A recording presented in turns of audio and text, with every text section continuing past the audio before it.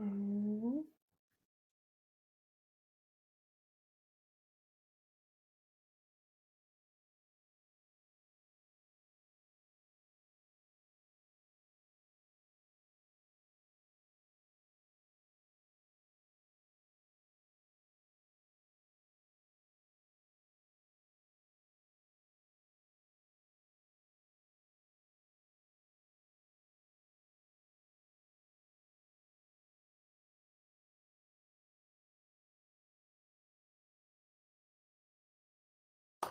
Hello and welcome, and please give us a minute so that we can live stream everywhere and make sure everything is connected. Here we go. Fantastic. Hello and welcome back to Amplify with Purpose, where we talk about everything business, life, management, family, leadership, marketing, especially marketing. And we have our beautiful guest, Dr. Janine Do Cabo, back on the show today. Dr. Janine is the CEO of JDC Exec, JDC Marketing, JDC Online. I'm sure there's an online there, as well as a whole host of other businesses that includes branding, marketing, water sourcing. I mean, if you weren't sure, she has a whole host of businesses, and that's not to say that she's not successful, therefore she has multiple businesses. She's just a serial entrepreneur who finds a problem and then finds solutions to it. So on that long-winded note, welcome back, Dr. J. How are you? Thanks, Odette. No, I'm really well, thank you. It's exactly what you say, is I have a passion for a lot of things. And at the end of the day, they all have to do with businesses and growing people and growing businesses. So yes, I've got a couple running. Absolutely. So, Dr. J, we are talking today about something that I know you're very passionate about, but something I'm really excited about, and that is cost-effective marketing strategies for small businesses, given the fact that globally there's a bit of a pinch happening and we're all experiencing a bit of a crunch regardless of where you are in the world. So, Janine, tell us, what are some of the innovative marketing strategies that small businesses can implement without breaking the bank? Well, I would still say that one of the most effective low-cost strategies is using your social media. You know, you've got your platforms like Instagram, Facebook, LinkedIn, TikTok, and all of them are really powerful tools to reach and engage with your target audience. So when we are consistent when it comes to our posting, engaging the content, engaging with the content, and then interacting with our followers, then we will see a significant boost in our online presence. So I think that would be a really great start. So I hear you and I agree. And I have a question that perhaps wasn't part of the list that you would have had beforehand to prepare. But what about the businesses that don't necessarily get interaction with their followers? Because everyone on social media will tell you, you need to engage with your followers. There needs to be engagement. But the reality is sometimes social media can be a little bit like a library where people are cyber sleuthing you and they don't necessarily engage with your content. Now, that's not to say that the content is not relevant. They just don't engage. What do you suggest business owners do in that instance? Well, that's a good question. I love to say you reap what you sow. So if you are going to engage with other accounts, then those accounts will engage with you and return the favor. So it's not always just about waiting for people to engage with you. It's about you engaging with other people and therefore also growing your network. That would be the best way to do it. And are you suggesting that they therefore engage with their customer types? Or what about the fact that they engage with funny videos on their profiles, or they find something really cool that's cooking, but it's not necessarily got to do with business? How does that affect their social media performance? Well, I think what you should do or what you could look at is three levels is you can, and this is for leadership, this is for business, this is for anything, is you always look at people that's higher than you, people at the same level than you, and people lower than you, because that's how you're going to build your communities. And if you do exactly the same thing on social media, well, then you're going to build a healthy community. So yes, it could include your clients, but I won't limit it to that, because at the end of the day, you're building a community, and those people who are like-minded will become your clients as well. I love that. That's an excellent response. If you guys were wondering, this is not a scripted conversation. So Dr. J's just got to like roll with the punches, and you are providing some awesome value. So Dr. Janine, what is the best way for businesses to engage or get started with social media if they're not afraid with social media? I know a lot of people have become a little bit nervous of social media because there are a bajillion platforms, really. And the question is, should they be on all of them? And if they haven't started yet, how do they get started? Where should they start?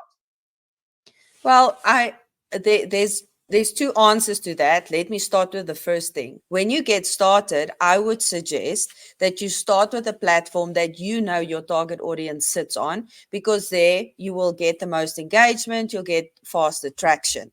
But my other side of the answer is, we're not only thinking, we're obviously with marketing thinking long term. So we're not just thinking social media, we're also thinking SEO, we're also thinking the rest of our marketing strategy. So you can still start and be more active on the one, but then I'm asking you, why not just start on Facebook, just start on Instagram, on LinkedIn, on TikTok?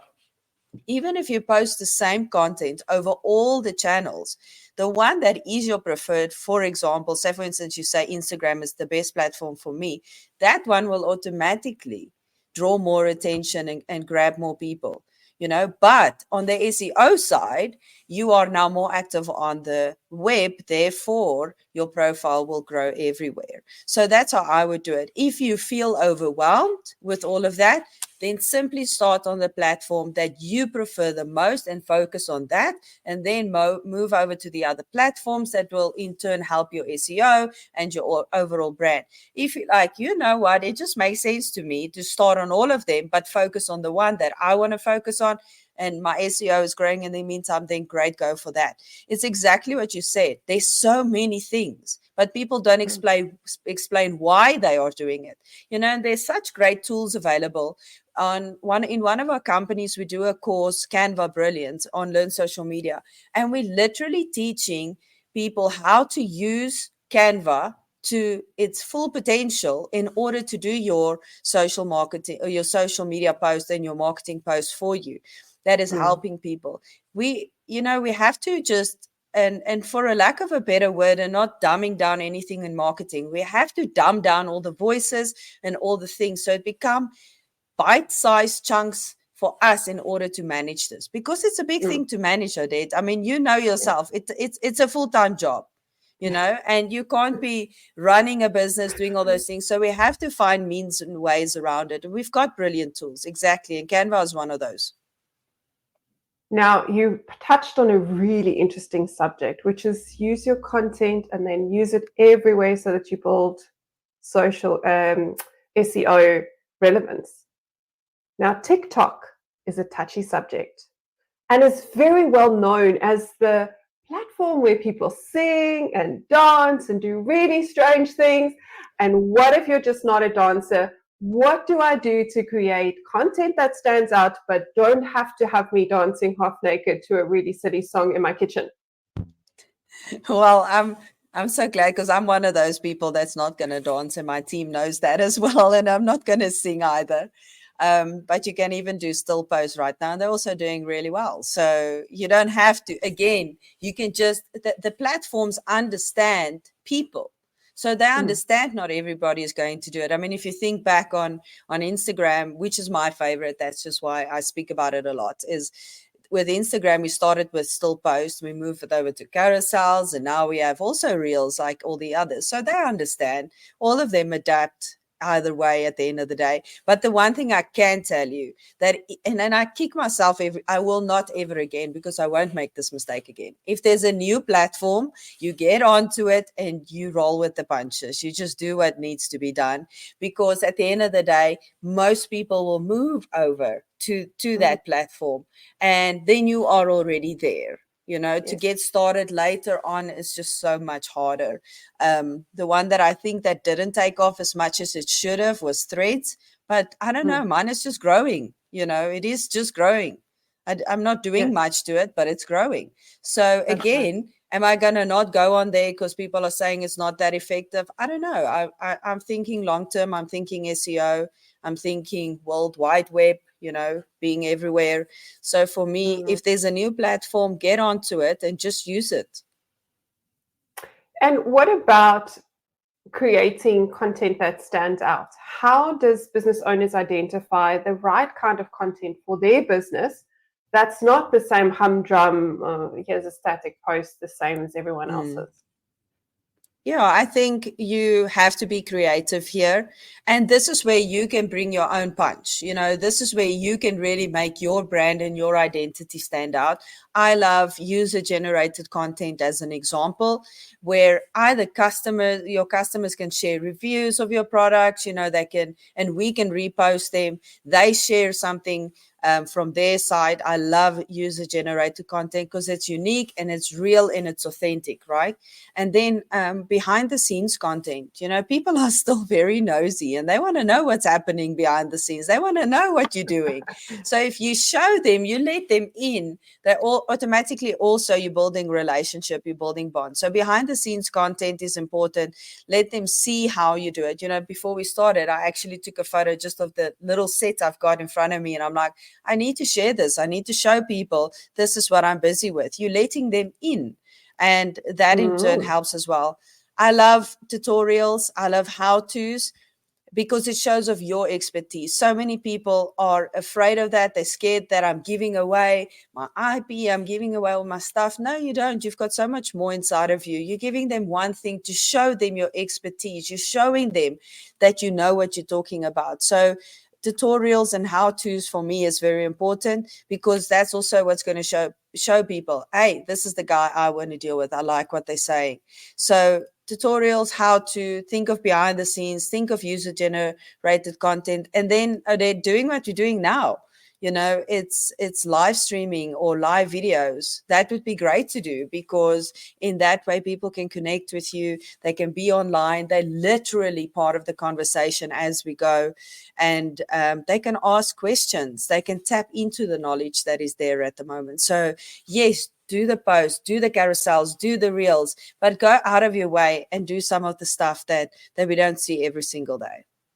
Absolutely. I think to add to the power of going live is the fact that people get to know you. Yeah. They get to hear your voice, your tone of voice, your personality, and you don't necessarily always get that through a post. You can read a book and say, I think this is what the author sounds like, but you only know what the author sounds like when they speak. And when they speak and then you read the book again, you read the book in a different way. And it's the same with social media, I think. When we go live, people have an opportunity to see the fact that Odette is fidgety because she can't sit still. It is what it is. And she talks with her hands. But that makes me animated, right? So now I'm not just this stern person that's sitting there with a collared shirt. I'm someone who's animated. I'm a human being. And it breaks down those barriers, which we've talked about in previous shows. The fact that there are barriers between people and businesses, and people buy from people, and they simply won't buy from you when there is a barrier or a perceived barrier because they're not sure if you're approachable, and this makes you more approachable. So definitely live stream, as scary as it sounds, is a really good way of connecting with your audience, I believe. Dr. Janine, tell us a little bit about email marketing. Oh, I love email marketing. I used to be so against it.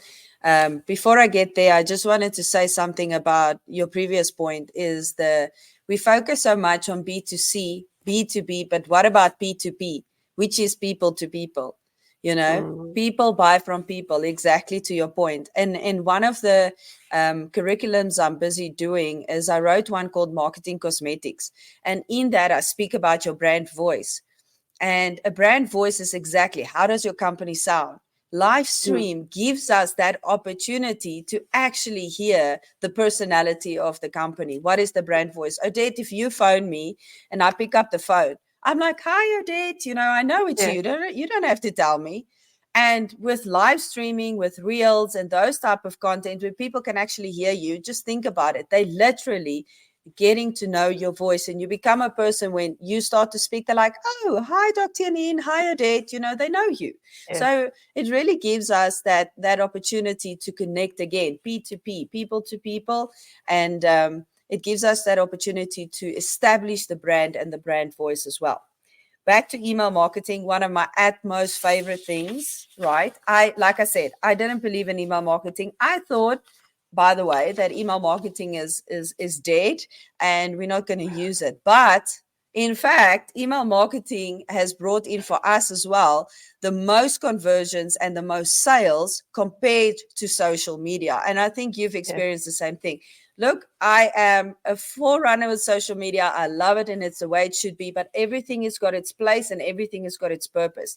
And if you can figure out what each place and purpose is of the various marketing tools available for your business, then you're going to thrive. There is no one recipe for everybody. And I think we've all figured that out by now, because you've tried everything that person said, and you've also tried everything that person said, and then there's a breakthrough and you're like, oh, okay, this is how I should do it. And then it works once, So for me, email marketing has been that thing that's been constant, and it's been a constant win.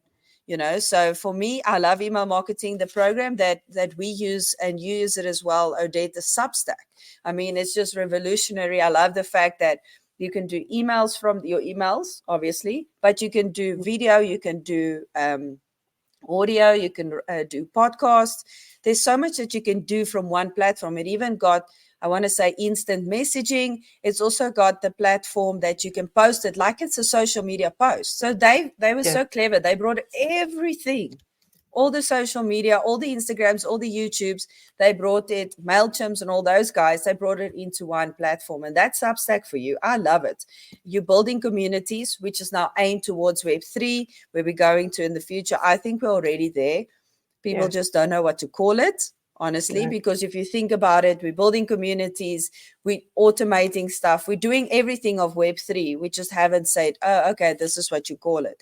So we're already in it. Substack is a great example of that. So as a company, you need to get to build your list, build that list, grab your customers and put it in one place and start talking to them. And I think it's also important to then take who you've got and segment your audience to make sure, based on the different buyer personas, we speak about that, the different client types. So who am I talking to? Am I not talking to business owners? Am I talking to the housewives, which is very powerful because they manage not only the checkbook but everything else? Who am I talking to? Who is the decision makers? Segment your audience into the I want to say categories where people are making the decisions to actually purchase, because you can affect that purchase decision. And obviously then the same thing as with any other platform is you have to craft the content, create the content, and then automate it wherever possible. It's so powerful. Email marketing, I agree, is a really powerful and easy to use tool. Substack has revolutionized email marketing in that it enables you to do all of these things. And Substack, by the way, is a free tool, whereas all the other automated email CRMs are paid for. It's a pay to play, whereas Substack is not necessarily a pay to play if you're a business owner using Substack. What I like about email marketing in this particular instance is the fact that it enables us to create communities. Yes, you could do that on other CRM systems, but those CRM systems sit outside of all the other things that you do. And again, if we're talking about person-to-person connection, Substack enables you to send a video, to make your podcast live, to send notes, and we are now suddenly connecting with people in one place, the different ways that they would choose to connect on Instagram or on Facebook or on LinkedIn. So it's extremely powerful. And it also creates a sense of affinity. Affinity is super important when it comes to building a business, when it comes to building a community. The minute there's affinity, people like you already, because it's the know, like, and trust factor. And if there's affinity, they feel like they know you, so therefore they like you. What do I mean by affinity? Affinity is when you, for example, when you use Substack and you're a subscriber, it says you are also subscribed to Dr. Janine Do Cabo, you subscribe to Learn Social Media, because you subscribe to these different posts or businesses, I suppose. There's an affinity. So the minute someone else sees that you're connected to that business, there's an affinity with that business. The cool thing is, something that I'm super passionate about is creating ecosystems. And that's what the Business with Altitude Summit is about. It's creating that ecosystem where it's now no longer one business that solely benefits from everything else. It's the ecosystem that sits around it. And suddenly your clients and your list sees the other stuff, and they connect with those businesses. And now we're creating a net for people to fall into safely and to grow, because the ecosystem enables them to grow. It's got everything they need. It's like-minded people. It's like-valued people. And there's so much power in that when we start bringing those things together. So, Dr. Janine, let's talk a little bit about local marketing. We've spoken a lot about digital marketing and email marketing. How can small businesses effectively use marketing in their local community? That's such a great question, and I've become so passionate about what's happening, which is globalization. Globalization is slowing down. Therefore, the focus is more on the local communities, and we have an opportunity to engage with them once more to like increase our market share. Now, the thing we need to look at is local SEO. So take your SEO campaign and check what fits to local.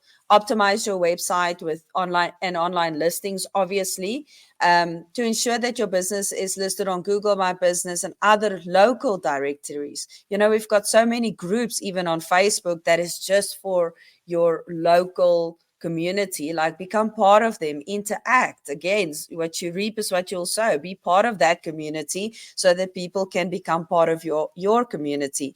Be part of community events. I know you're doing that all the time, and collaborate with local influencers.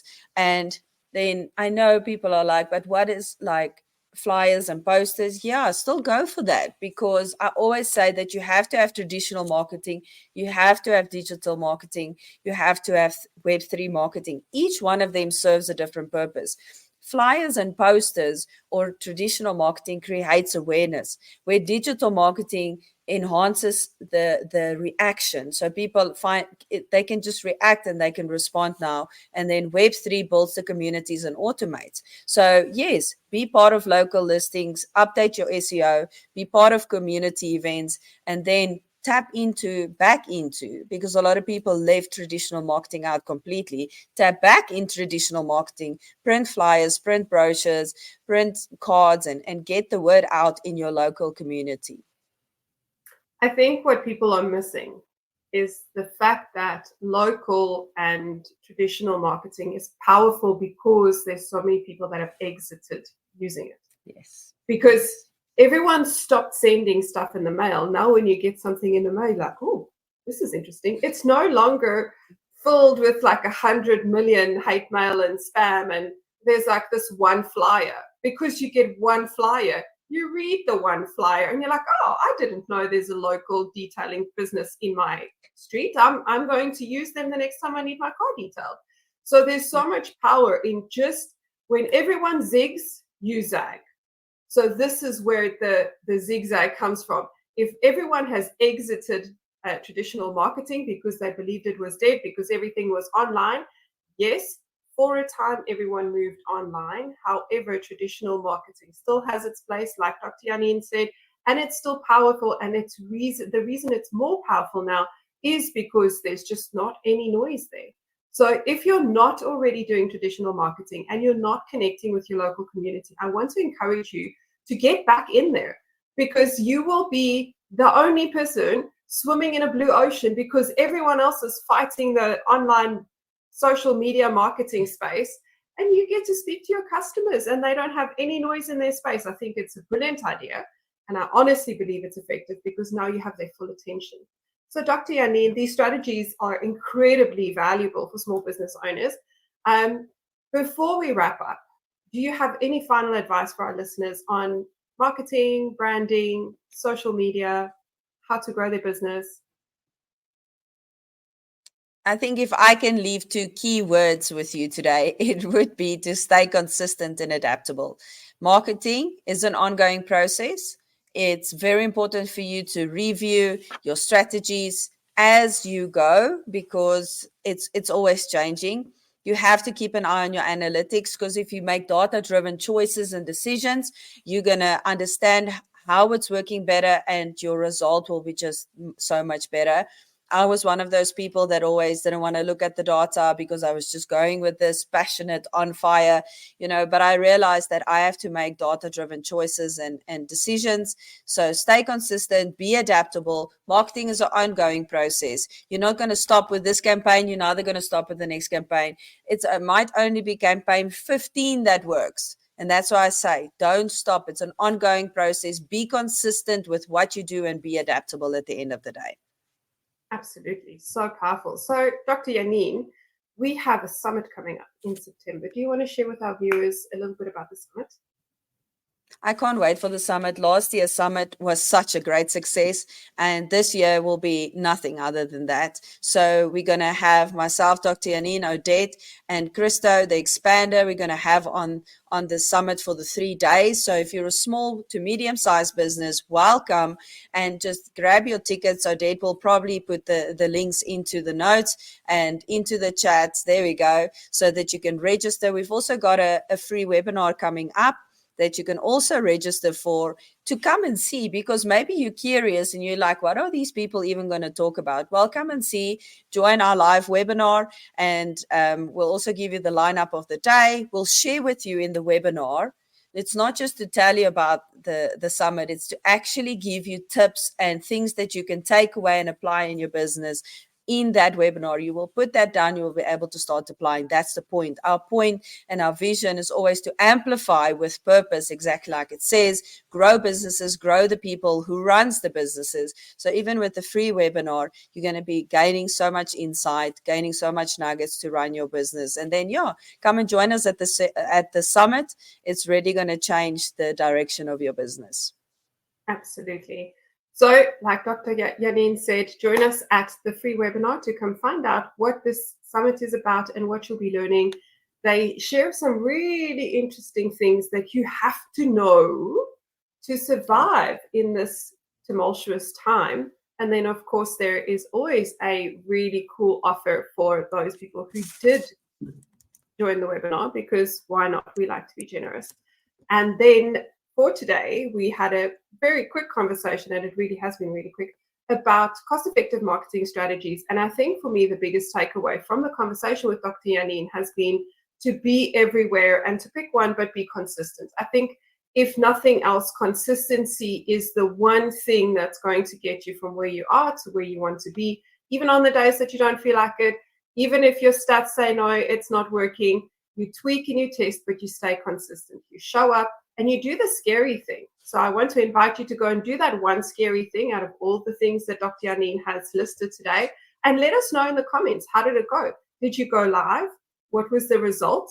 I promise you it's not as bad as you think it is. Did you send out a flyer to your local neighborhood? And did you get a sale? Let us know. We'd love to hear from you. Until next time, take care.